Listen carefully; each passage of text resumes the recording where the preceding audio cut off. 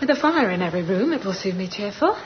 I work very closely with our director, John, and our DOP, Sean, to create, a sort of a background that is homogeneous and, involving all the qualities of light and dark and shade and so on. I'm just really pleased that the way the colour works, and actually in some of the interiors with James' sets, it just sort of balanced really well, and you just have these lovely sort of pinks and yellows and blues. We've done all the grand houses around the M25 we've done, but tried again to bring, because they're used so often, we've tried to bring a fresh look to them. So for instance, Norland, their family home, consists of a place called Rooten Park in Potters Bar, but also consists of Ham House down in Richmond, and so we sort of mix lots of locations together, so that hopefully it foxes the audience. The idea of going to Devon, the kind of transition from the great house of Nolan down to the cottage by the coast, in the book, I think it's fair to say that Jane Austen is ironic about it being a cottage.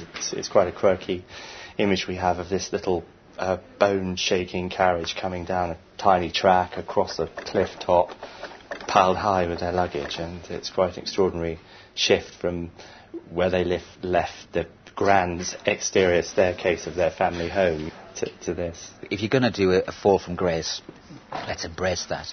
So we found an amazing location, and the idea was to make it more elemental, almost kind of bringing the Bronte out of Austen, and the idea that we would have the wind and the rain and the sea, and all of that kind of goes with the kind of passion of the book. We've very much made, you see, a thing of the sea. There are these shell sculptures hanging over her bed like a canopy, because down in Devon they made shell chains. The fact that we've also taken license and put our cottage right on a cliff by the sea was a pretty interesting thing to do, and that's what we've done, and seeing those elements so directly combating those girls, I think, is an exciting design statement.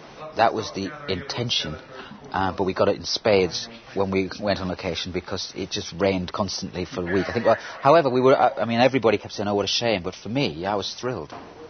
I think week one I suggested that perhaps the cottage interior, as there is over a week's filming in it, should be a build. We have far more flexibility to create exactly what we want, and a very good reason is, as you see here, we have the ability to not only float walls to enable the camera to get back to see more of the movement, but also we can float ceilings, as you see here. We can therefore light from above, have sound from above, and so on. And obviously in a real cottage the ceilings are about here, and also enables me as a designer to create exactly what I would like, rather than being given a certain set of parameters.